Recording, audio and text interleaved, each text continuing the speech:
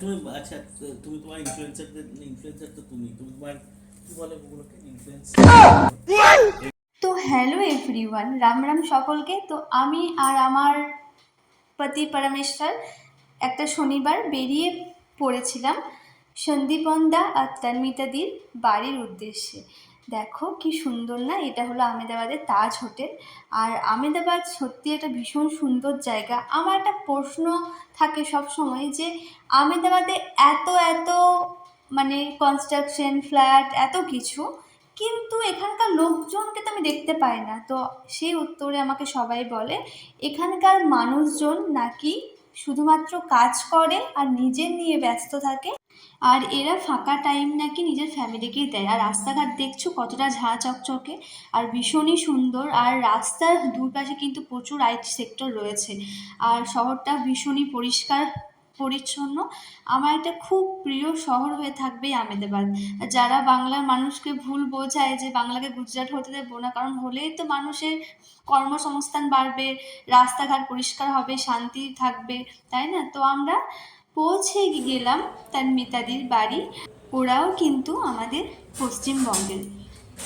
ভীষণই রাত্রির সুন্দর। আমেদাবাদ কি সন্দীপনদার সুন্দর না? বাড়িটা এটা তো তাও একটা একদম সাইড, সাজানো গোছানো, ওরা বাট গাছ খুব অন্য একটা ভালোবাসে। আর সাইড এই আমেদাবাদটা ব্যালকনিটা খুব বড় আর ভীষণই সুন্দর। ভীষণই সুন্দর। আর ভীষণ আমার ভালো লেগেছে এত গাছপালা, তারপর ঘরটা তো শুধু সাজানো গোছানো। আর সন্দীপনদা তানমিয়াদি আমার হাজব্যান্ডের ভীষণ কাছের মানুষ। ওরা এত দূর থেকেও কিন্তু আমাদের বিয়েতে গিয়েছিল শিউরি। ভীষণই ভাল লেগেছে, একদম গাছ গাছ, আর রুমটাও ভীষণ সুন্দর। আর আমরা প্রায় উইকেন্ড যেদিনকে সবাই ফ্রি থাকে, সবাই আমরা এভাবে সবাই মিলে টাইম স্পেন্ড করি। এই যে আমাদের সো সুইট লেডি তন্মিতা দি, কিউট। তখনও তো তোমার আমার হয়নি আলাপ, ও আবার তখনও তো তোমার সাথে হয়নি আলাপ। তো সকলে মিলে গান বাজনা করার পর এবার খাওয়া দাওয়ার পালা। আমি এখানে একটা নতুন জিনিস খেলাম, সেটা হলো সিলেটি রেসিপি।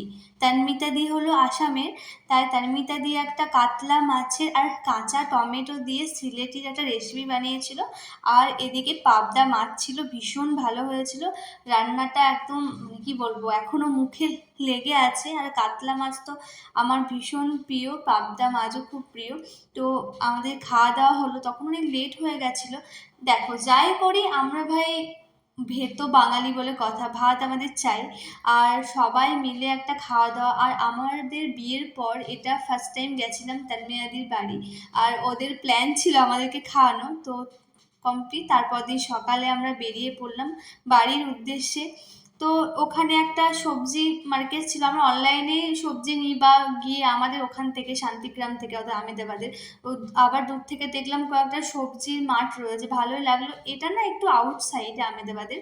তো ওই যে সবজির দোকানটা ছিল ওখানে সবজি নিলাম। তো এখানে একটা সিক্রেট বলি, এখানে না খুব ভালো, তুমি যাই সবজি নাও কম বেশি তোমাকে একটু ধনেপাতা আর কাঁচা লঙ্কা একদম ফ্রি দেবে। আর বলো ফ্রি পেলে কার না ভালো লাগে? আমার তো খুব ভালো লাগে। তার উপর যখন ধনেপাতা আর কাঁচা লঙ্কা, আমার তো ভীষণ প্রিয়। বুঝেছি। আর যখন ফ্রিতে দিয়েছে আমার তো ভীষণ ভালো লেগেছে। আর সন্তু বললো এখানে নাকি ফ্রিতে দেয়। তারপর এলাম, পৌঁছে গেলাম আমাদের স্বপ্নের শান্তিগ্রাম। শান্তিগ্রামটা ভীষণ সুন্দর, এটা একটা আমেদাবাদেরই পার্ট বলতে গেলে।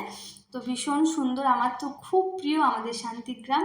তো চলো, তো এরপর আবার দেখা হবে নেক্সট কোনো ব্লগে। ভালো লাগলে লাইক করে দিও।